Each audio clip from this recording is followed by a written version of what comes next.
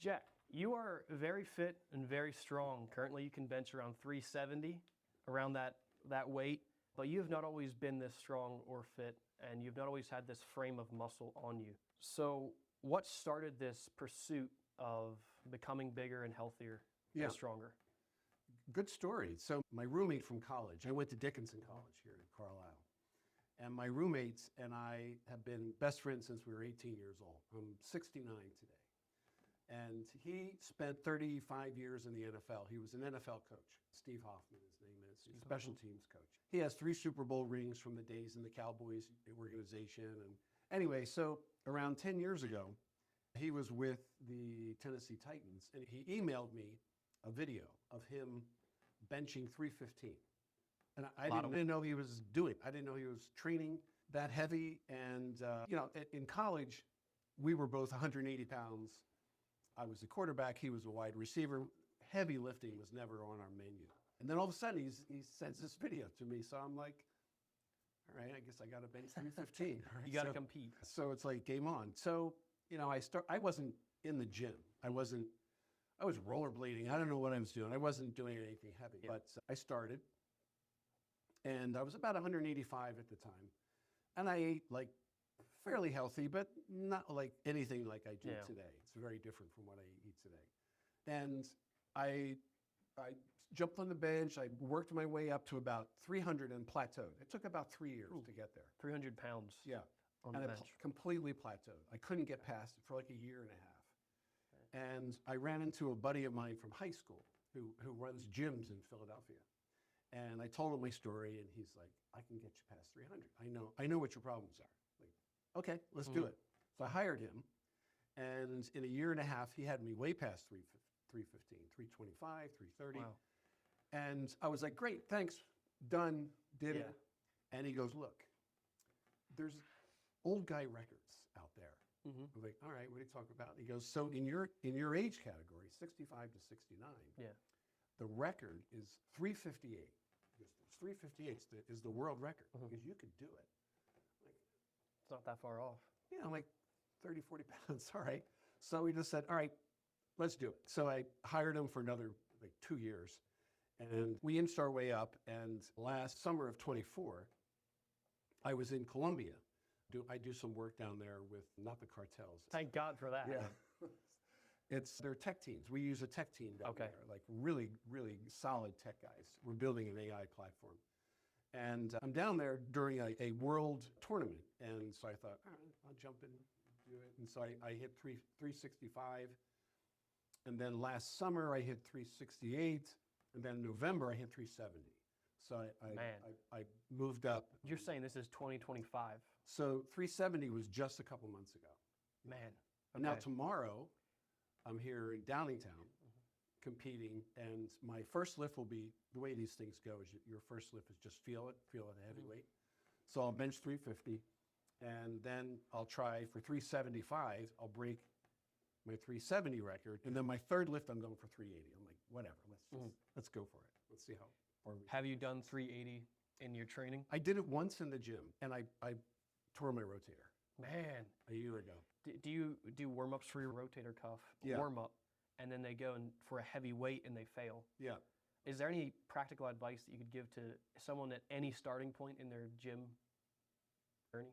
And with the goal being bench as much as... Yeah, the goal being bench weight and get big, but don't injure yourself, obviously. Yeah. The fun thing about it is, it's like, what's driving me now, it's like, where's my max? Like, it's interesting, right? Like, where do I max out? Like, that's a question any guy's going to have. Like, how far can I push this? And once I got past 315 and I won the bet with my friend, like, all right, let's see where this goes. And I'm at the point now where if I hit 380 tomorrow, my new goal is to bench 4 plates, which is 405, at 70 years old, which I'll be in December. Has that been done before? Which is insane. No. Never been done. No, nobody's, not at that age. So is that my max? Like, I don't know. We'll see. That's crazy. But to your point about the rotator, I went too fast. Like, I shouldn't have been trying 380. I shouldn't have tried 380 last year. I wasn't ready. I felt like I was ready. I wanted to do it, but I wasn't. So the real key is take it slow.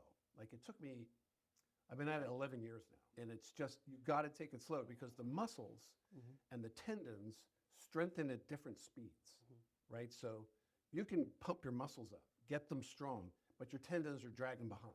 Like they're not ready to handle that weight yet, right? So that's what you really need, those heavy lifting days. Then you need great rest days. Like you have to rest. Give it a chance to re-wrap those muscles that you tore, right? Every time you lift heavy, those muscle fibers get torn. They literally get torn, right? And they grow back and they get stronger. That's how the thing works. But the tendons inside, like the rotator, the bursa, like all that stuff in there, they're not ready for 380, you know? And if you go off of form, if you mess your form up just a little, it's gone, like pop. And I heard that it made an audible sound, like it just popped.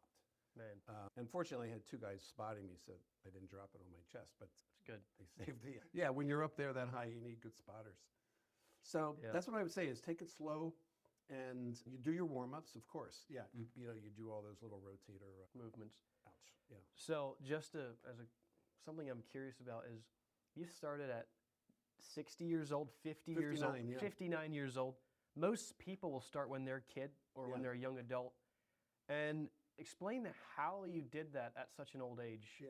What drove you to become the way you are? Because what you've done is pretty extraordinary. Because when you're young, it's pretty easy to put on 20 pounds of muscle.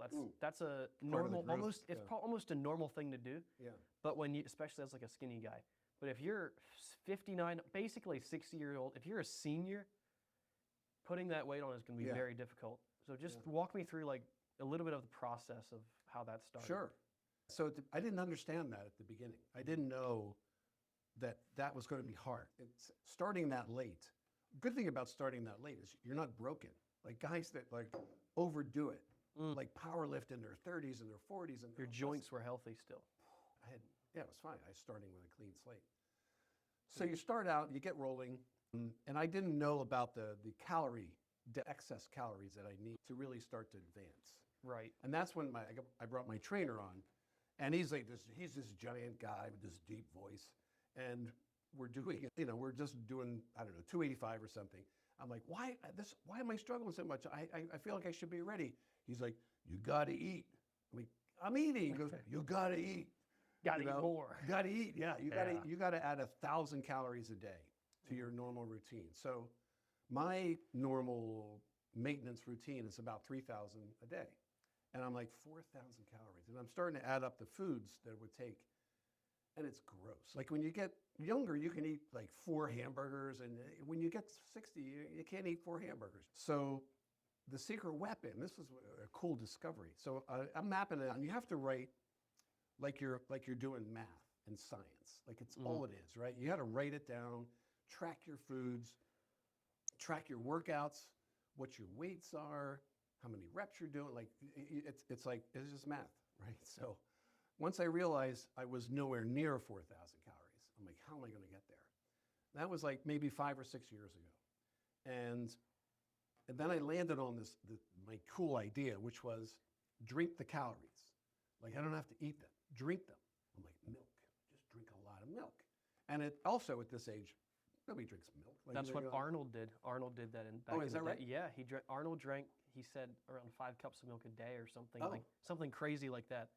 But people don't do that anymore, and we'll get into why. But what I figured out on the calorie count was, I have to increase I eat 13 foods. Like I have a list of 13 things that I eat, and that's pretty much it. Now I'll cheat here and there if I'm traveling or go out to dinner with friends or something and I can't find my foods, then I'll go off the reservation. But mostly, it's like, in fact, want me to show you what I just? Yeah, let's do that. I just hit Manor Farm down the road. I don't know if you know them.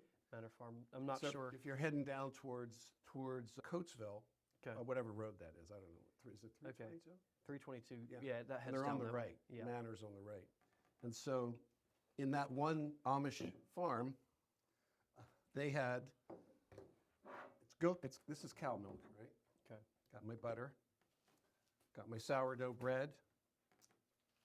Got my Greek yogurt. Bananas to put in my protein shake. Beef liver. Beef liver. Ooh, the Man. best. Highest highest protein and nutritional profile of all the red meat. Wow. Really good for you. Just a steak. And of course, the cornerstone, Eggs. fresh eggs. So there's a few other things. I eat potatoes, I'll eat dark chocolate, I'll eat avocados, honey. That's about it. I don't eat chicken, really. What about when you go out to eat, when you're on the road? How do you Hamburgers, I throw the bread away. just eat the burger? Yeah. Okay. Yeah, it's usually what I get. Eggs, you can usually find eggs everywhere. So once I got used to drinking milk again, I found that cow's milk was a little bloaty for me. And then I started drinking goat's milk. And goat's milk, little factoid, the fat cells in goat's milk are 25% of the size, 75% smaller than cow's fat cells, right? So they digest goat's milk Easier. way easier. Like Man. goat's milk will digest in about 40 minutes. Cow's milk, 2.5 hours. So you feel bloated, right? And you can't drink that much of it. So raw goat milk is the secret weapon. I'm like, I could drink 1,000 calories in raw goat milk. Mm-hmm. And not only is the raw milk so good for you on so many levels that so you're nourished. You can almost live on like beef liver and raw goat milk and honey, and just go for life. So some people would listen to that and say, well, that probably won't work for me. My body's different than yours. What do you have to say to that? Well, a lot of the anti-milk crusade is they're not drinking raw milk. They're drinking pasteurized milk. And there's a whole different experience. Right. And it tastes different, but mostly because when they pasteurize the milk, the lactose, there's an enzyme in there that gets cooked out, right? That enzyme helps you digest milk. So now you're left on your own. Like you got to do it yourself. You're not getting help from the milk itself. Right. Raw milk, it's in there, so you can drink it without getting that lactose effect. I completely understand and I agree. But some people would still say, I mean, what you're taking in through raw milk can also be harmful for you and bad for if you don't have a strong immune system. Or I'm lactose intolerant. What if people say that? They haven't drank raw milk then. Drink raw milk. If So you're lactose intolerant, drink raw milk. So do you think that lactose intolerance comes from not drinking? It comes from pasteurization. Yeah, because the pasteurization process kills what makes you able to drink milk. Yeah. It's very backwards. It is. And people don't know that. Yeah, no, it is. It's great. And goat milk tastes different. Like, so if you buy goat milk in the grocery store and it's pasteurized and versus raw goat milk right from the farm. So I live down in Bucks County near New Hope, PA. And I'm surrounded by farms. And in Pennsylvania, you can get raw milk. It's not the nanny state like New Jersey, right? New Jersey will, oh, don't do that, salmonella or whatever it is that they're fearful that you're going to die from. Well, salad kills more people than raw goat milk. So, once you find your source, then you're set to go. Like you never have to step foot in Whole Foods again, because you go into a big supermarket these days, 19 aisles, 17 are poison, and 2 are maybe edible. But all this box and bottles and bags and stuff that they put processed food in, poison, like just awful stuff. Seed oils and just nonsense. I think a lot of people, they think they're eating healthy, like I did. Like 10 years ago, I thought, I'm eating great. I'm eating soy. I'm like fat-free, and it was like awful decisions. I was that were being made mostly based on what you're being fed, like from the smart people, like the people that are doing the studies or the government and that awful food triangle of theirs. And, so you just go back to like how we used to eat. And this was a cool fact. So when I figured out that when the lion makes the kill, the first thing he goes for is the heart or liver. Like that's it. Wow. He knows what he's doing. Like he knows what he's doing. So they don't mess around. That's where the nutrient is. Yeah, the nutrients are in the heart and the liver. And so I ate raw liver. I don't like it cooked. I don't like the smell of it. I like the taste of it. It's like, but I do love, so you get a piece of liver, cut it into like little cubes, sprinkle some sea salt on it, and throw it back. You don't have to chew it, just like swallow it, right? So you get a piece of raw liver without any smell or chew or Right. taste, or it's just like it's food is fuel. Food is fuel. It's like, And it turns you into a lion, right? I have to say yes to that. Yeah. Yeah. Yeah. You Yeah. have a company that you're part of. Would you like to share a bit about that? Yoked, Yeah. or you were a Oh, part of it at Yoked. some point? Yeah. Yoked is no. They're an interesting product. I have an ad agency in New York. I've had it for 30 some years, and Yoked was a client I was working with. So I was doing some of their advertising for them, and it's an interesting product that comes from egg yolks.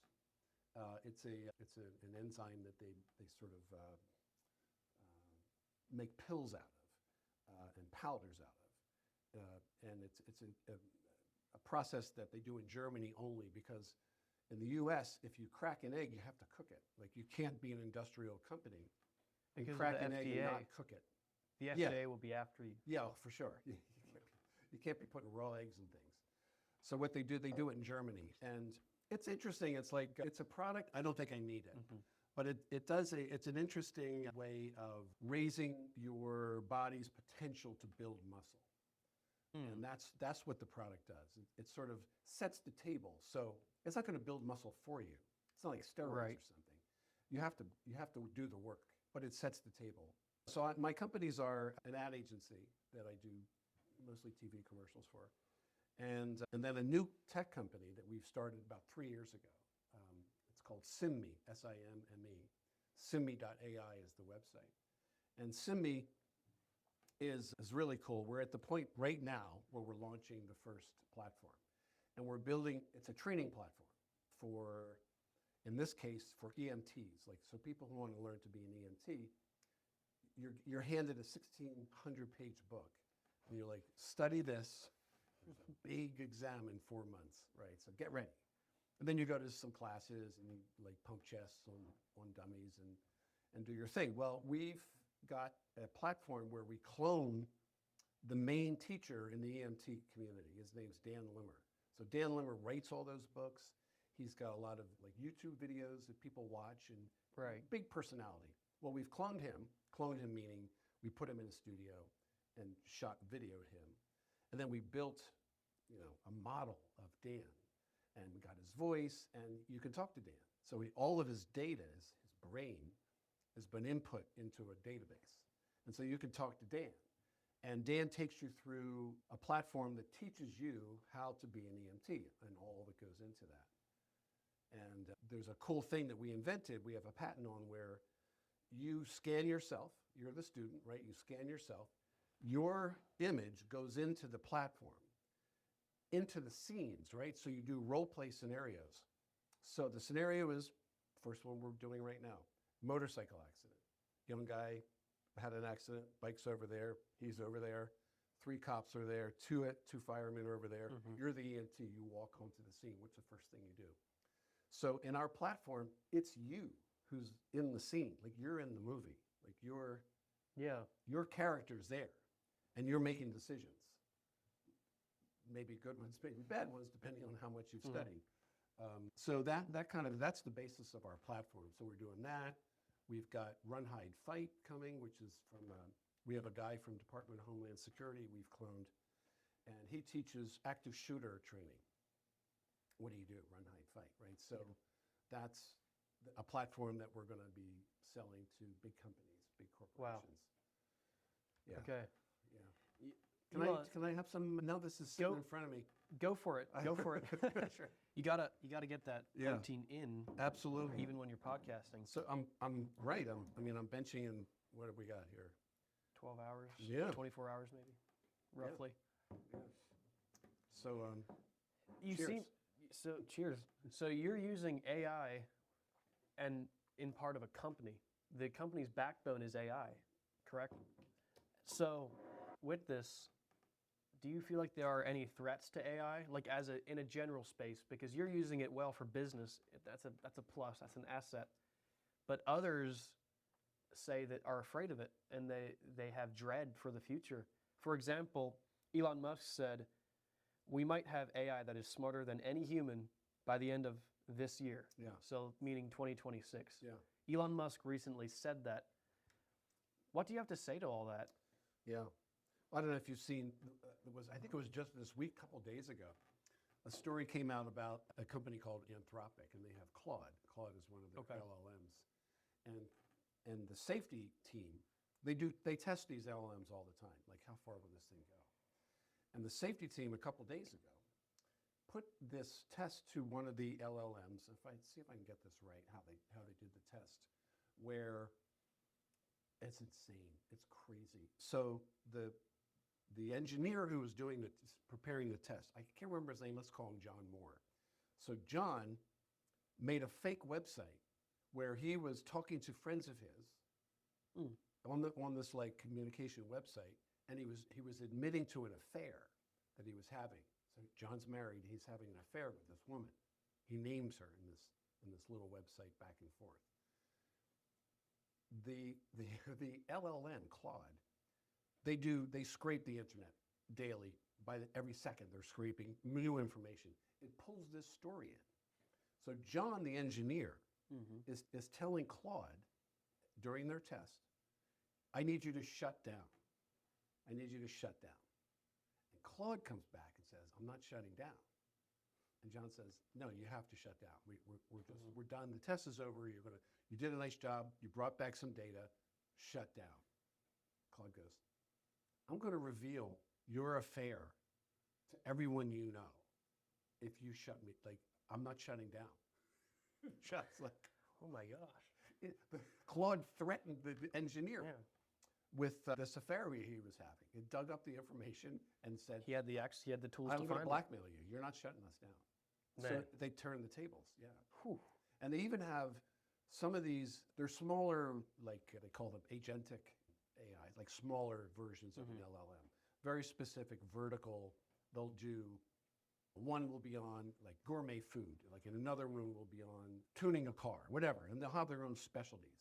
Well, these things are starting to talk to each other, and they're starting to like gang up in a way against the humans who are controlling it.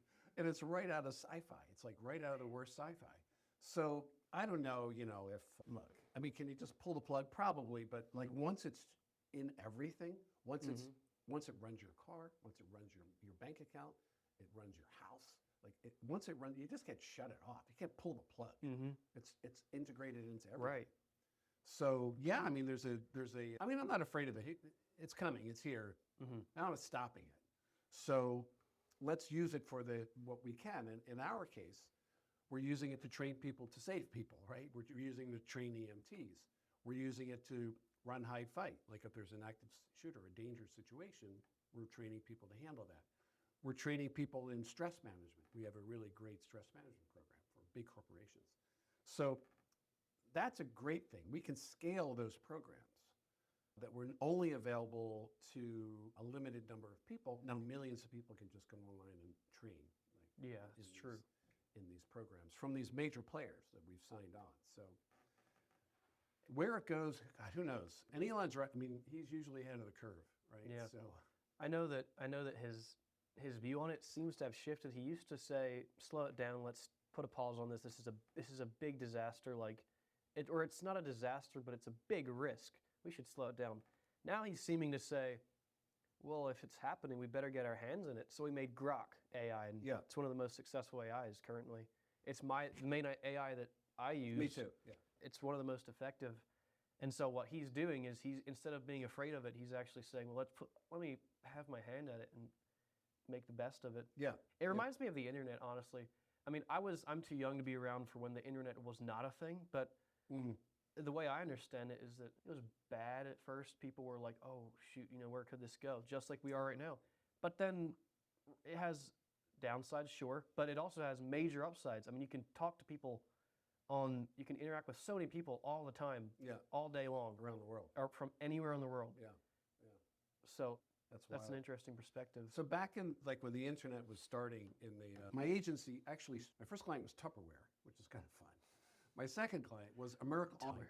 America Online had like 50 subscribers, but I knew the guy, Steve Case, who started America Online. I met him when I was at Time Life. And Steve was pitching this America Online idea, and we're looking at it, we're like, I don't think we could use it at Time Life, but good luck, Steve, but I followed them. And then when I started my agency, they started to grow, and they hired us to do TV commercials and sign subscribers on. And what everyone was pushing back on there was the intrusion of privacy, right? Like this is too intrusive. Like this is everywhere. And the one that was really getting them was credit cards. Like you're asking me to put my credit card online? What? And there was huge resistance. They're like, Good point. wow, do you think people will ever do that? Well, I mean, yes, the answer is a loud, resounding yes. And yeah, I mean, there's fraud and you do get picked off here and there, but on the whole, it's easy, it's fast, it's easy to track. You know, you don't have to, like, receipts are always available. You go online, where do I spend this thing? Oh, here it is, my spending. So that hurdle was no hurdle at all. But it was a very real, back in the like late 90s, it was very real. It was a big discussion. And then that went away. But the thing about this is there's never been a technology that I can think of that was going to like take us over. And what I don't, you know, if it's online, I'm sure there's breakers we could put into place that could just like, all right, like knock it off, boom, done, shut it down. But it's when it gets into the physical, the robots, all right? So these robots, and you've seen the robots like Boston Robotics or whatever. Mm-hmm. They're strong, they're fast, they're indestructible. I mean, I think in the Ukrainian war they were using them. They're just bizarre. Now they have artificial intelligence. Yeah. Like, how do you don't pull that plug very easily, right? Mm-mm. And the really incredible thing is that let's say there's 10,000 of them. Say there's 10,000, easy. That number is going to be low. I mean, at some point, like Musk was saying, and the Chinese were saying, everyone will have a robot. Like everyone will have an assistant to just take care of things, help take care of things. It seems like that. Isn't that what life is? Like, you're taking away the part of life that gives people purpose and self-respect. But the one crazy like tech thing that I learned recently was, let's say there's 10,000 of these robots, and they're all over Lancaster County, say. If one robot figures something out, all 10,000 know at the same time. Like they all learn it. Yeah. So if they all pull from the same databases. Well, they're all connected. They're all connected. Yeah. They are a database. That's right. And if, and that's when bad stuff can happen. Like if one of these robots all of a sudden figures out, I figured out how to take over the household. And boom, they all know how to take over the household. That's kind of crazy. That sort of virus-like nature of these things. Right. So what this reminds me of is adaptability. But about this whole AI thing, and it just, you starting in your old age with this gym thing later in life, people become very set in their ways as they go throughout life. Like, people, as you get older, you kind of develop your thoughts and you stick with them. Oh yeah, we got a bunch of friends like that. Yeah, right. But you seem to be amiable in some way that you can grow with what comes. For example, the AI. I mean, you're on top of it a lot more than other 69-year-olds that I know. And for sure, yeah. I just observed that about you, and I'm curious, what do you think causes that for you? Why do you think that just that natural curiosity, really? I've been fascinated about, like, my father told me when he came downstairs, and I was born in 1956, so I was 3 years old in 1959, right? So if you can picture 1959 black and white TV world. Mm-hmm. I'm in the living room. Dad and Mom are upstairs. I'm the oldest of 7, right? So I'm like at the time there were 3 of us, me, my twin brother and sister. There were 2. Irish triplets, they call us. I'm behind the television, pulling the back of the TV off. Like I figured out how to use a screwdriver, and I'm pulling the back of the TV off. And in those days, TVs were like this wide. So it had a big back, and it had all these tubes, glass tubes in electronics in the back. I had to see how it was, like, because there was cartoon guys on the front of the TV that I was seeing. I wanted to see where they were coming from. So I figured I'd just pull the back of the TV off. And my dad if I put my hand in there, I wouldn't be here today. So my dad goes down, he's like, what are you doing? And that's it. Like, that's my whole life is like, I got to figure out how this works, how things work. So that's what drives that curiosity. So for your food thing, I on Yolk's website I found something that you said called it said, my daily intake contains half a gallon of raw goat's milk, 6 to 8 raw eggs, lots of red meat and chicken, yogurt, fish, pounds of grass-fed butter, cheese, white rice, and the occasional treat like dark chocolate and ice cream. Very few vegetables and almost zero fruit. No evil seed oils, scant alcohol. Mm. Good wrap up. Man, Did I write that? you did. Yeah. That's it. So one critique I had, I mean, not a critique, but just something I've noticed is no vegetables and almost zero fruits. Blueberries. Yeah. Blueberries. Yeah. But people would, I mean, my mom especially would say, well, you would need to have a balanced diet, you need everything. Yeah. A little bit of everything, because you're not going to get the same nutrients that you are out of Yeah. red beets that you are from red meat. I think the vegetables are not a natural food for us. I think vegetables, especially like when you look into broccoli, for instance, they're covered with, what are they called? Lectins. And lectins are protective devices to protect it from predators like us from eating them. Right. So you're eating a vegetable, and you have to cook vegetables and maybe get rid of all the predatory protections that they have built in. But why do it? Like why? Right. I feel like I'm missing nothing. I don't eat any greens. I don't eat salads. So when you do eat greens, though, do you feel different? Do you have testosterone replacement therapy? No. Really? No. My supplements are Man, that's hard to believe. Creatine. I have BPC 157 and TB 500. Those are peptides that help repair. Yeah. Really good. Powerful stuff. Helped me with my rotator. Like when I tore the rotator, they were going to do a surgery, and the MRI came back and said, you've got a serious tear. And I thought, surgery's awful. That sounds awful. Like the recovery from surgery is brutal. Correct. And so I just did it with, I laid out a program of the peptides, great stuff. I just shoot them right into the shoulder. Wow. HGH, human growth hormone, that really helps repair. Creatine, and then I did the stim machine. You put the little electric probes on your shoulder. Did that 3 times a week. I did that massage gun thing. I use K-tape a lot in athletics. Where Yeah, I'm familiar with it. you just strap the tape around, and it keeps especially in the rotator situation, you put K-tape down here and across the back, and it doesn't immobilize your shoulder, but it keeps you from doing micro tears. So like, just to do that, like when it was hurting last year, it hurt, and you would tear it again. Or you go to change the radio, and you'd tear it again, like mini tears, and it would never heal. It would just keep going and going, and the K-tape really helps. So all of that combined, I healed it in about 9 months. Wow. Then I benched 370, with a half-year-old torn rotator. So again, nutrients, your diet is critical to that healing process as well. So when you line up, like the 12 or 13 foods that I listed, if you line them all up and you lay out the nutrient profile of each one, you got everything you need. Like you don't need, like, I don't know about the balanced diet thing. Right. I don't. Do you think it does depend from person to person? Or do you think I think so. Do you think that you could put a pretty general equation on most people's bodies and anatomies as far as what they consume? Yeah. Yeah, I mean, like, Miss Wanda, I'm not going to force her to eat as much 200 grams of protein like I do. Right. I do have whey protein, part of my shake in the morning. Yeah. The powdered whey. Anything else is special? No, not really. But no, I haven't found vegetables to be helpful. Interesting. Changing topics here a little bit. You've done a whole lot in your life with your AI business and your marketing agency and your powerlifting. All of these accomplishments you've done. And for me, it's like, man, this guy has put a lot of work into things and has had to pull a lot of energy out of himself to keep up with everything.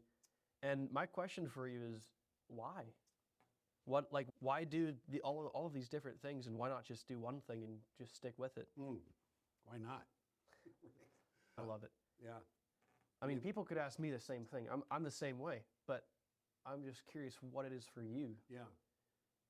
Well, there's a drive, like a male drive to compete and be better and win. Oh, yeah. You know, and I played ball, I played football and baseball all the way through college, and that really embeds it in you. Like you step out on the field and you have to win, and you just do what you have to do to win.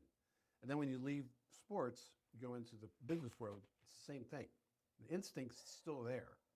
I got to win. I'm going to win. That's this account, inspiring. especially in advertising, like in New York City. I haven't ever thought about the Yeah. transition from when you're a kid, you play all the time. For instance, you Yeah. play all the time. That's what you do as a kid.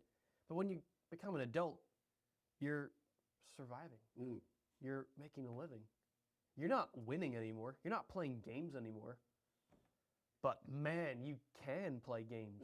I mean, you can make a video game out of everything that you do. For sure. Like, and that's how. Yeah. That's all the successful people that I know. Yeah. They're playing a game, dude. Yeah. They're tracking their stuff. They're in it. They're, you know. Set a goal, really, is, I think, a really important thing. It seems obvious, but people don't do it. You have to set a goal, especially like in this weightlifting world.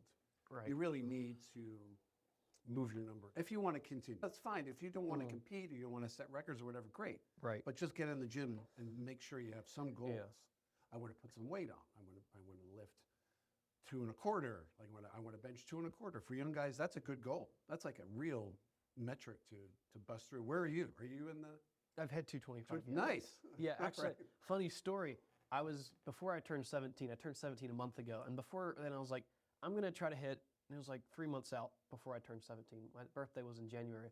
And I was like, I want to hit January 225, 26.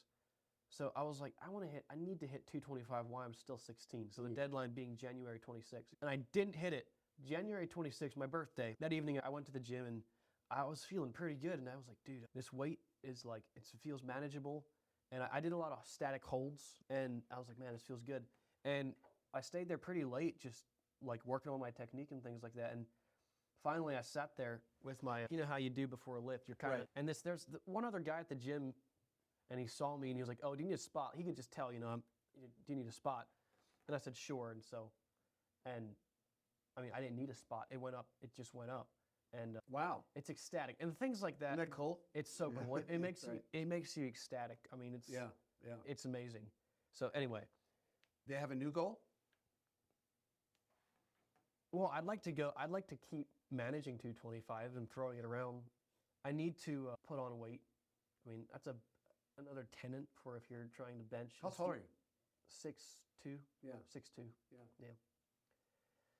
6'2", 200 pounds. That's a Yeah. Well, my kind of beast mode. right. My current goal though is I want to weigh 200 pounds before I set any crazy goal. I mean, I said 315, but I'm Get throwing your it out weight there. up, too. Yeah. My current goal is get to 200 pounds. Yeah. And then I'm going to stop with this hypertrophy stuff and move on to I'm going to do like 5 movements, like overhead press, bench, squat, deadlift, Yeah. and just get really good at those. Because, I mean, that's fun. Like, I don't want to be doing this and like all that, like that hypertrophy stuff for growing your muscles. I mean, it has its own little thing, but I think I'd like to try more of a powerlifting pursuit path. Yeah. Speaking of paths, in life, some people find different paths by a divine calling, or they just have intuition about something to leave this company and go start this company, for example. Yeah. For you, it seems like you've had a large variety of life paths that you've taken, and I'm just kind of confused. Like, what pulled you forward to different paths? Is there something metaphysical? Is there would you believe in God, in a sense, or would you just think it's your own curiosity in your mind? Pulling different paths into reality. What drives that? Let's see. I mean, the competitive drive is a key part of it, but that's the engine, really. So before we go any further, that competitive drive, explain that to people who are listening who don't understand. I have a really strong throwing arm. I could rifle. That's what I was known for when I was in that. I played for quarterback. I could throw the ball from deep center field, put people out at home plate. I can't tell you why. I have no idea why. It's just there. Right. It just, I pick up the ball and I can throw it. They're Yeah. like, how do I throw it? Teach me how to throw it. It's like, I can't. I have no idea. Yeah. So this question, I don't know how it works. Like, I just want to do it. Like, I just want to, maybe it's, I'm the oldest of 7. Maybe that it's birth order, like tease you up to have that achievement goal, like that achievement gene, or where you have to, your little brothers, I have 5 little brothers and a sister, not little anymore, but Do you feel like there's an element of you have an opportunity and you suddenly in a moment of time feel like I have the complete ability to grasp this, to take this path, so why wouldn't I? I'm in control of my own destiny. Would you believe in that? In that phrase, that you are the one that is you're in control of what you make your life out to be, what your life turns into. and yes and no. Okay. You know? It's a broad statement. Yeah, no, I mean, look, you know, everyone's dealt a certain hand, right? I mean, you're either, Precisely. you know, you've got this asset or that asset, and a lot of it's handed to you.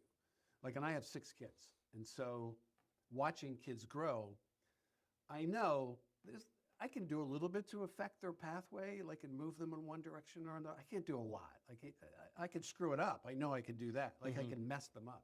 But when they're born, they're pretty much organized and pre-baked, right? They are who they are. And I have twins. They're a great example. They're 25 now, and they're very, very, very different. Boy or girl? One of each. Okay. Yeah, and same food, same love, same house, same assets available, very different people.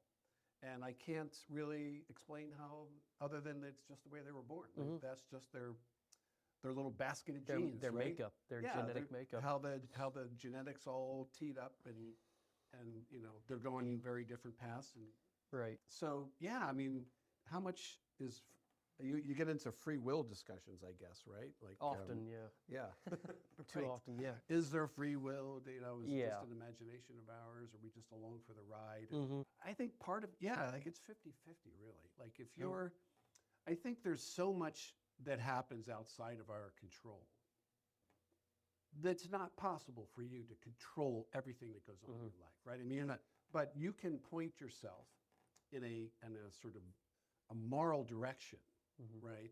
That supports you and your motivation. Right. So if you feel like you're doing the right thing, you're motivated. It's a cleaner experience. It's like it gives you more fuel for this drive forward. Because you feel like you're doing the right thing. Yeah, I mean, if your heart's hide. clean, then you're going to perform at your maximum. Like whatever that genetic basket you've been handed, you're going to fulfill it with a clean heart.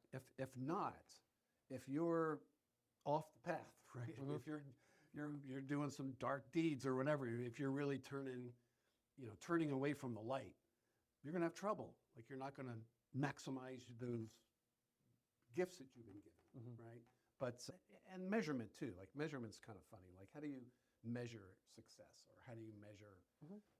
And so there are, in my case, this, like whether it's starting businesses or having great kids or doing this weightlifting thing, it's all, it's all theater. It's all like my theater. Like parts written that I wrote for myself. Right. Not necessarily if somebody else, like I have 6 really good friends. We're all, 7 of us are like, we've been friends since college. Wow. And none of them are into anything remote. They were all athletes back then, but none of them are remotely in like this kind of shape. They don't care to be. They don't want to be. And they're just happy for me. They're like, oh, this is just great. they wouldn't, I mean, of the 6, maybe 1 has been in the gym in the last 3 years, right? So it's not their thing, but they're great at other things. Of course. Yeah. So whatever it is that you've been handed from the beginning, and you've got the chance to really let it grow, like with great parents, for instance, or a really solid family. Like the family, I think, is one thing. Just watching since I'm almost 70, watching all these decades go by, the family's taken such a huge hit. Yeah. It's a massive mistake. And I think that we're going to see, or we're already seeing, the failings of that. And I Of think, a family structure? yeah, Interesting. yeah. what do you think is the ideal family structure? I mean, because for example, there's family structures that have a complete patriarchy, where the father of the household dictates everything. What do you have to say about what you think a family structure should look like? Well, Basically. it'll adapt, right, depending on the personalities, especially today. Like, you know, if it was 100 years ago and there were no women in college, right, there was a handful, then it wasn't expected that they were going to go on, and they were expected to stay at home and take care of the family. Well, modern technical conveniences have relieved them a lot of those duties to make sure that the household is run properly. And so they felt like, oh, I'd just go out and work too. And it can work. It has to be acknowledged that that family is still first. Like whatever your pursuit is, it's not like, oh, I'm going to make it. Even for the men, like it's the career is great, provide, right? So that's what it's for. It's to provide, and that's what the career isn't. That it's not there to make you a hero or you to be famous. Correct. Through some spectacular career. It's nice if it happens, but the point is to provide and protect is the male role. And the empathy that comes from the female naturally is beautiful for the kids. Like you need empathy from mom because it's going to be chaos at home, and there has to be that. So what you're saying is that within a family structure, the way it should be set up should be based upon the parents' personalities being put in the right place, the right areas. And okay, so back to this being on the right path idea. Would you say that to identify if you're not on the right path would be a good indicator to look at, is your personality and skill set being applied? Or are you in an area where it doesn't fit what you're made for, what your genetic makeup is? Yeah, well, know thyself, right? But that's the key. Is like know thyself, like because we're gifted in all different ways, right? And so recognize where your gifts are, right? And you said for the measurement of success, I think that what I would believe about the measurement of success is are you fulfilling the potential and the opportunity, the immediate opportunity that you have in your life? Are you applying your genetic makeup effectively to what is around you? I guess that would be my non-religious view of your life path. Although ultimately I would believe that your life path is from God, that God gives you a path and He directs you through your life, and if you are close enough to Him, that you're going to see openings for pathways to take. And this idea of pathways, it's our school's name. Pathways. As far as you're saying, that it'd be that when you have a clean heart and you're going after doing the right thing, in the moral direction. Yeah. Would you say that where morality comes from would be basically like wired into your genetic makeup? Does that sound right? I think we're all born moral. Like we're all born with the potential to be clean and moral and direct, and then it gets battered, like bad childhood in some cases, or just a miserable experience. It gets ruined by life. There's like tough trauma will throw you off, and you got to make your way back. And that's probably the trick, is like the ability to make the comeback, to weather that storm, and then come back to the right path. Right. So,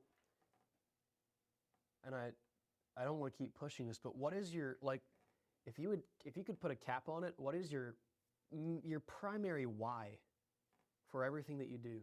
All the effort and the energy that you pull out of yourself. What's the main why? So so I had a little trouble with the Catholic Church, right? Back in a lot of people do. The 60s, right? I was born Catholic into the Catholic Church, and Yeah. a little trouble. So I left. I ditched them. And About what age? 10. Whew. Yeah. How'd you have the authority to leave at 10? I just made the call, made the decision.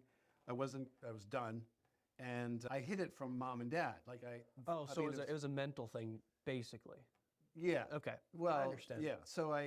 So for instance, like Sunday Mass, right? Sunday Mass, 9. We always go to the 9 o'clock Mass. Well, I could walk. I grew up in Philly, so I could walk to the church. So I would leave the front door, and I'd go around the back of the house. I'd come in the back door, and I would hide in the basement closet. I'd time it for an hour, and then I'd come back out, and I'd come back in the front door. I did that every Sunday for years. Wow. Yeah, I was like, I wanted nothing to do with them. And Mom would always go, "What'd the priest talk about today?" And I would have an answer, like I'd have a story. And that's how I, got away from the church. But, at that age, you need that spiritual support. Like you need at least that light, that guidance, like to show you, because you're 10, like you don't know anything. Right. So you need those guardrails, and I didn't have them. So I ended up going to a Quaker high school, a Penn Charter in Philly.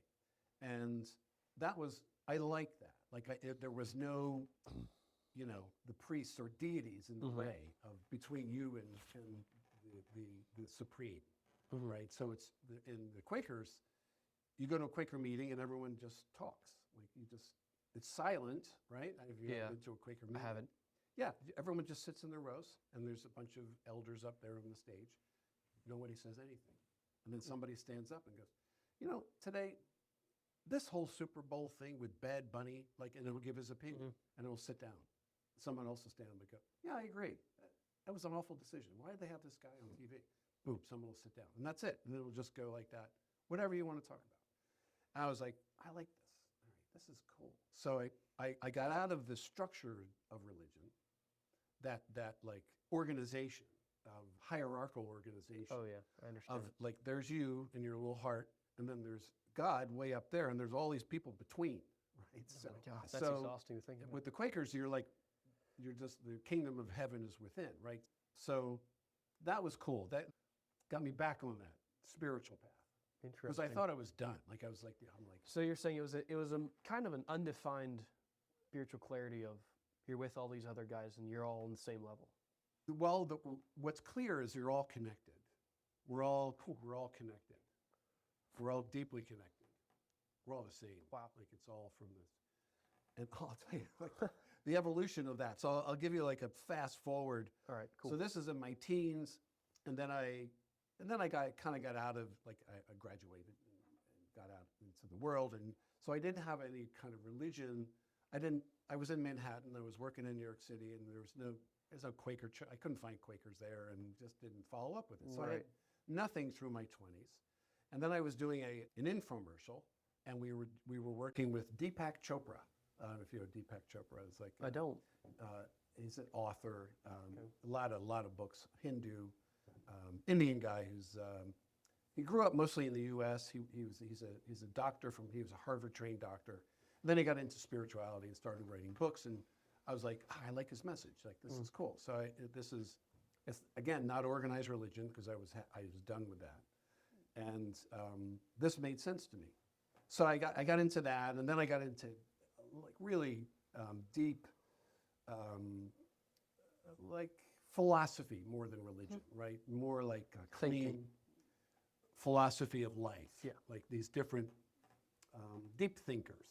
And there was this one guy, Nisargadatta Maharaj, his name is, and he has a book. He's got a lot of books. He doesn't write books. He just talks, and then people will transcribe his talks and make them into books. And one's called I Am That. Brilliant stuff. Deep, like hard. You read it, and you're like, I don't know what he's saying. You got to read it again, read it again. And Nisargadatta has this great line. He's like this: the purpose of life is living. And to answer that's a long way to answer your question. But No problem. what I'm saying is, you're asking why, like why are you doing this? Like where are you going with this? What's driving it? Give me the secret here. Like the purpose of life is living. Like live it, just live it. Like it's so rewarding on so many levels. Right. I mean, like especially like today, like with my son, 25 years old, he's really good at tech. He could stay in the house for days in a row. I'm like, Jake, you've got to get outside. You've got to get up. Just go. Get outside. Have nothing to do. Just go out physically. Get your body out there. Meet people. Like run into people that you know, like on the street. And now he grew up in Manhattan, so that's easy. Like there's people everywhere. But a lot of kids will just, because technology will shut them down, like and seal them up. Now they're like stuck in these little perpetuating loops, like they can't get out. You know, that's their whole life, is like wherever I am in this basement, in my screen. Right. You know, so you really have Man. to just get out there. Life is for living. You know? Wow. So you got to live, and you've got to get out of your room. You're saying, get out of Get out of your head. man. That's right. Oh, your head. Well, that Oh, too. that's That's another what idea. happens. Yeah. So yeah. So, well, but you've gone into a lot of this life philosophy stuff, and that involves deep thinking. But do you think that thinking can hold people back? Like, and especially with overthinking. Yeah, sure, overthinking, or just even in general, as a general statement, like thinking about, man, what do I want to do with my life? Like, should I do this? Like, Like, what do you think that is bad? No, you definitely have to Okay. consider. No, you definitely want to. You want to. But beyond considering, like, You're continue. gonna have to pull a trigger occasionally. Yeah. Okay. Yeah. for So, sure. so you've got to Plan. Think it through. Feel like, what is it that I'm suited for? Like, what drives me? What makes me Right. happy? Do you feel like you've ever made decisions in your life that have been, you don't know why you made, but you just made them? Yeah, there's decisions like to make money, like, and in some cases, if you need to, then fine. But you know, in other cases, it's just an ego thing. Like it feeds the ego. Right. It's like just I make more money. I doubled my salary. Like, are you okay? Is it, you just you know ignored your family for a year to make all that money because you were never home. Was that a good idea? Like, was that a good trade-off? extra 100K Right. for you didn't even know what your teacher's name is of your daughter? Like, Yeah.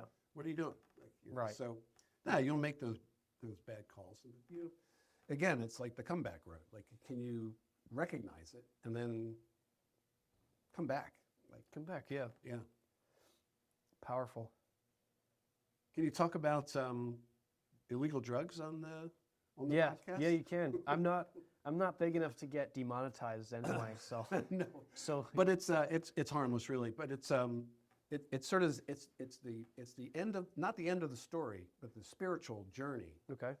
But it's part of the spiritual journey, and it's current. So about a year ago, right about now, about a year ago, I ran into these people who grow mushrooms, like grow psilocybin, and they're professionals, they're psychologists who they take people on psilocybin journeys, and Okay. it's mushroom journey, right? Yeah. So it's monitored. Like, they'll sit there with you for 6-7 hours. Oh, I've heard about this. This has cured addictions. Yeah, Yeah, Huge people. things. I've heard of this talked about a lot actually. yeah, yeah. It does incredible, amazing things. And say the name again for the audio listeners. Psilocybin, P-S blah blah blah. Psilocybin. All right, Yeah. got it. Psilocybin. Yeah, and mushrooms. So it's currently a Schedule I drug. Like, you're not supposed to be doing it. Yeah. But it's also being pushed through Congress, where they'll allow it, at least for medical groups, to do testing with it. Okay. You can in Europe, in England, for instance, they're doing testing with it right now. In the U.S., you can't, but they look the other way because they know it's just like a matter of time before it gets at least put under the guidance of the medical community, like, so they can right. control it. And you know, like pharmaceutical cocaine. Like, if you're having nose surgery, Yeah. they'll put cocaine in your nose to Clear numb it out. Well, Numb to it. numb it. Oh, okay. Yeah, to numb it. So anyway, there was this a couple of issues that I couldn't clear my head of, and one of them goes back to the 10-year-old in Catholic school. And so I ran into these ladies, and they do this for a living, and I said, look, I don't know if this is going to work, but I want to try this. I want to see if I get any breakthroughs here. And what I mean by breakthrough is I was stuck in a lot of ways with this trauma that was still there, and it was 50, 60 years old now. Like, come on, get over it, right? So That's not how trauma works, though. yeah, no, it does. Doesn't exist within time.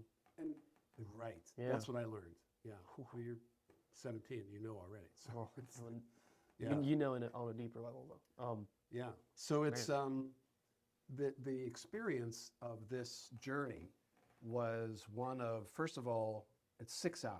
Right? It goes a long time, and you just drink this tea. They make the mushrooms and they put it in a tea and you drink it and that's it. And then you're lying down. They've got headphones on.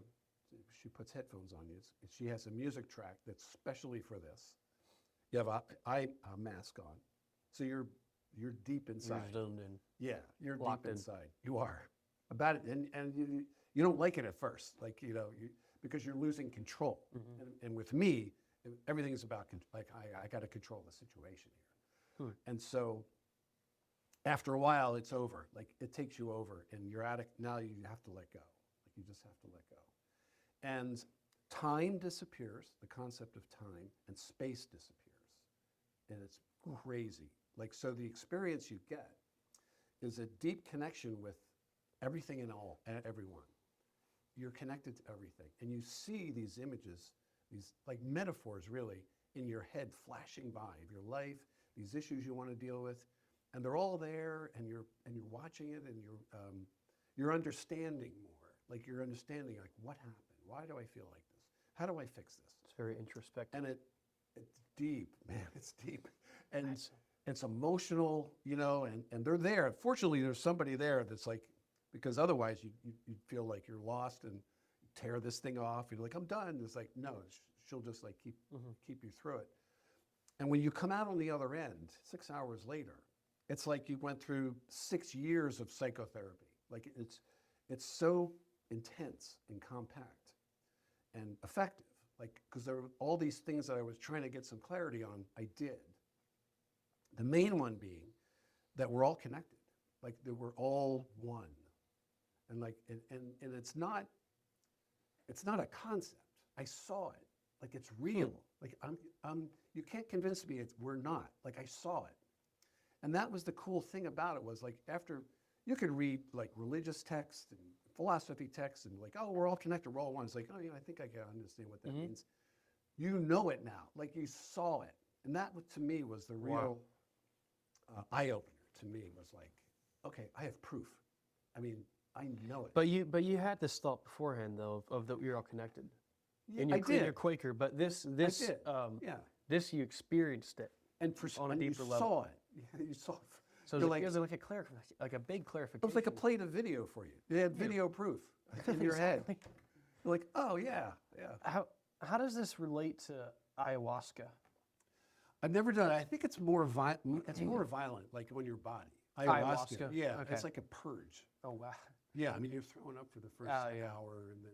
So it's like a thing you got to work through, and yeah, it's like a purge. I think that's really the difference here. And the psilocybin is so that was the first journey, right? And then I did another one 6 months later in July, whole different experience. The first one I called the apology tour because it was me apologizing for all these mistakes I made and going back and thinking, oh, I should have done this. Why did I do that? All these decisions I made. yeah. That was the apology tour. July was the victory lap. It was like everything was great. Like I figured it out. Like I felt like I had such clarity on whatever was holding me back, whatever was like in the way, or whatever was disturbing the peace, the stillness. Because that really is the goal. It's like stillness. Like you just want that feeling of everything's under control. Like I got this. Even when chaos is breaking out around you, you're like, I'll fix this. Just a problem I'm going to fix. It's not a problem that's going to destroy me. I'm just going to fix it. And you're in that place of stillness. You can handle anything. And people say, I just want to be happy. It's like, I'll give you a new car. That'll make you happy for a month. And then you're not happy. Like, Right. You want to be still. You want to be like in your heart, in its purest form, stillness. Like almost like you're in your original form, like when you were born, like when you first are presented into this physical world. You're like everything's fine. You've met no hurdles at the moment. Everything's perfect, as you can tell. Right. And then things start to get roughed up a little bit, but at the end of your life, like I'm in the last chapters, I guess, like another 20, 30 years maybe, or who Probably knows? 30 or 40 Who of knows, us right? with this new technology. Hold on a second, right? But like Yeah. this new technology, I think you'll be all right for another 40 years. especially with that Yeah. stuff. Right. All Yeah. this that this idea of being still, I've actually never heard anyone say that with that important. I mean, people would say, yeah, you should have peace, but you're explaining it on a different level. Yeah, And- I found that word And it works. And you know It's like, what? yeah. When you're still, you're not worried, and when you're not worried, you don't have those cortisol spikes. Mm, mm. That benefits you in so many ways. Like right now, yeah, I could be having a better conversation with you if I was mentally more still.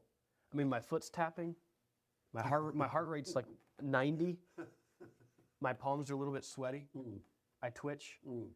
But if I was completely relaxed, that's when creativity happens. If yeah. you think about it, that's why people have shower thoughts, because they're just doing, they're just exist, they're living, they're existing. Yeah, yeah. And then they have a thought, and it's an amazing thought, but they can't think about it when they sit down there like, I'm going to try to think about this.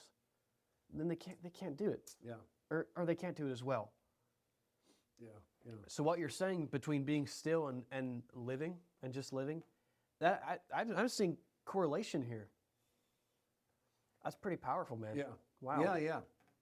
And I've seen like complete chaos. Like, so my apartment in New York was in Tribeca, which is downtown towards the World Trade Centers. Mm-hmm. And on 9/11, I was leaving my apartment, and I drove my motorcycle basically around the bottom of Manhattan up to 23rd Street and went to HBO Studios on 23rd. That was my usual route. So I'm walking up to my motorcycle, throwing my leg over, and just as I did, the first plane flew over my head. Like, I can still hear it. I can still hear that sound. Mm-hmm. And I fly little airplanes, like it's a hobby. Yeah. So I'm so used to being on the tarmac and hearing jet engines and what the sound of those things are like. And I'm like, and to me, it didn't sound like a jet engine. It sounded like a missile. And then, you know, a second later, I'm like, oh, building, oh my God. And because of Manhattan, you know, there's high buildings everywhere, you can't, your view's cut off. So I had to run a block down to see the World Trade Center and the huge hole that first hit, and just paper flying out of the building. Like it was just paper is all I saw. Like, Oh my gosh. just pumping out of the Office building. supplies. Insane, yeah. And I'm like, what the hell was that? And there was a construction worker there. He saw the whole thing. And I said, that sounded like a missile. What the hell was that? He goes, no, it was a giant plane with words on the side. I'm like, and it was a beautiful day. It was a Tuesday morning, 9 o'clock, 8:45, and not a cloud in the sky. And as a pilot, I know there's no way those guys, they didn't accidentally fly into that, like right dead center of that building. I'm like, Of course "Something's up not. here. What's Yeah. going on?" So I ran back in my apartment, and my twins were 8 months old at the time. And I'm like, telling my wife, I'm like, look, this was not an accident. Something's up. Like, this is crazy. And then I remember the Bin Laden story. They were talking about that over the summer. And I'm like, I bet you that's, and I think this is what's happening here. This guy is behind this. And I've changed my view on that too since then. Oh my gosh, man, we could go on. So I'm like, but to the point of this was like, I'm looking out my window now, and it's complete chaos on the street. You can imagine, like, all the emergency vehicles, all the thousands of people that live in our neighborhood, like just running in different directions, not knowing what to do. Complete chaos, like as bad as it gets. I mean, warfare's worse, right? I mean, that's the ultimate awful chaos. This was close, and people didn't know what was happening. And then the second one hit. We're like, holy shit, we're under attack. Like, how many are there? Yeah. Is this it? Just 2? Are there going to be 10? Are they going to hit the Empire State Building? Are they going to hit the, all the famous places in the city? And boom, and then D.C. gets, or Pennsylvania gets hit, and then the Pentagon gets hit, and like, oh my God, what's going on here? But to like step back while that's all happening and just like start to look at this life of ours as theater, like as theaters, like this crazy stage that is playing out before us, and you as the observer. So if you sink yourself into the play, if you get all wrapped up in the play, you lose your sense of self. Now you're just you're on this chaos ride, you know, and it's not you making decisions. And I saw it happening. Like I saw people not be themselves. Right. You know, when they're under the gun like that, people change. Like they just fear Flight, blows fright. up. Yeah, blows up their personality and their morals, and like they'll kill you for that last bottle of milk on the shelf because the supermarkets in the city emptied out. Like boom, there's all the food's gone. Yeah. Where these people come from? And not caring, just like, and on the street where we're like running north up Manhattan and trying to get away from, because I thought the building was going to fall like that. I didn't know it was going to be a demolition like that. So we're trying to run away from like, how many? It's 110 stories. Like, how far uptown is this going to land? You know, so let's get out of here. So all that was happening, and you know, and looking back, if you can remove yourself from the play, from the theater, and be an observer of what's happening, that's kind of the ideal position to like roll with life. Like, because you can be in it, you can enjoy everything about life that there is to enjoy, and you can be an observer also and not get swept away by. That's like an emotion. That's like an emotional train. That's like a advice for emotional thinking, because you can remove yourself from a situation, and then you can think logically. Mm-hmm. Yeah. That's interesting. I've never heard that. Yeah. Yeah. I'm hearing a lot of things I've never heard of. Unique perspective. Mm. Do you think it's more important to go off of your life experience than anything else, or do you think that there's something above your life experience? Well, definitely, yeah. I mean, I didn't. Yeah, I mean, there's a creator, if that's what you mean. Yeah, I mean, there's a creator with a plan, and Okay. I'm hopefully filling out the plan's requirements. But yeah, there's everything's natural, right? I mean, when you look around, you're like, hey, these guys all seem to work together. Like my friends, like these 7 friends. There's 6 friends, there's 7 of us. We came together randomly on college campus, and today we're still best friends, like many, many years later.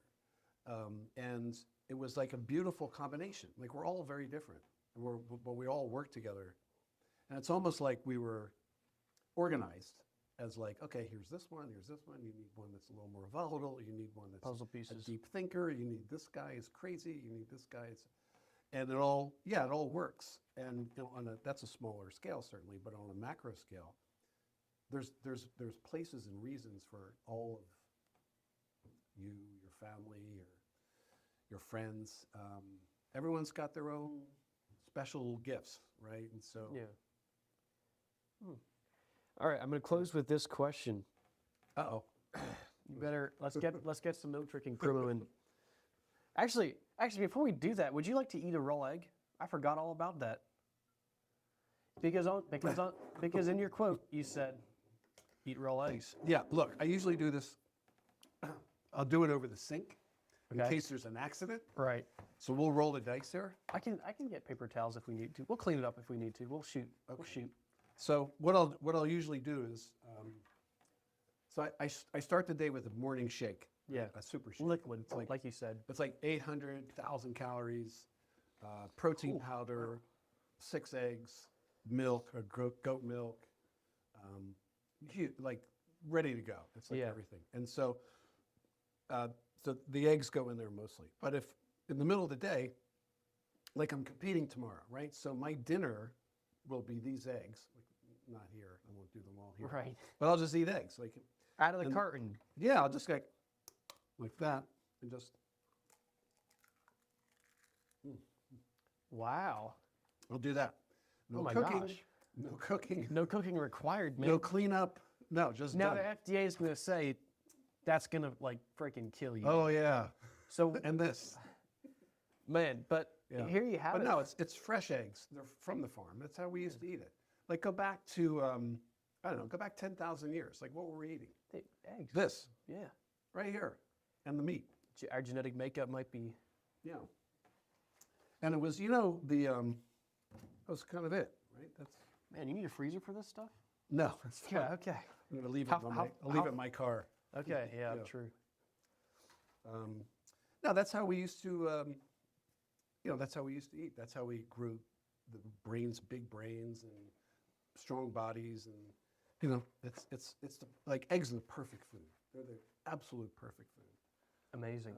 Yeah, and I don't cook anything. I don't cook them. I don't. All the nutrients are left in. Wow. Nothing's cooked out.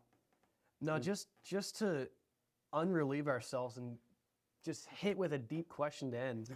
I'm going to ask you, if your words were broadcasted to every single person on earth in every different language, and you had one sentence, Yeah. what would you say? Everybody, huh? Yeah, it's everybody. Yeah, I mean, I would plagiarize from from a very famous person who said, treat your brother as you treat yourself. That I think that would solve everything. I mean, if you could really have a belief that treat others as you treat yourself as you treat others. Right. The golden rule, basically. Yeah. That's what that is. Yeah. All righty. Yeah. Jack Maley Yeah. on the podcast. Is that how you say your last name? Maley. Maley. But Maley is a nickname. If I wanted to cause trouble. Yeah. Oh, that's awesome. Yeah. All right, Jack Maley, where can we find you? If people want to check you out or find your world record bench press video or something like that, is there any place you can go? Or if you search Jack Maley, my videos come up right away. this is true. If you yeah. want to see him bench 360, you can look it up on YouTube. Yeah. Right. That's up already. 370 is up. Hopefully 380 goes up tomorrow. We'll see. Tomorrow, February the 14th, Jack Maley's trying. He's going for Valentine's Day Massacre. Valentine's Day Massacre. That's what it's All called. right. Thank you, sir. Right on. Appreciate my it. pleasure. Yeah. Perfect. That was fun.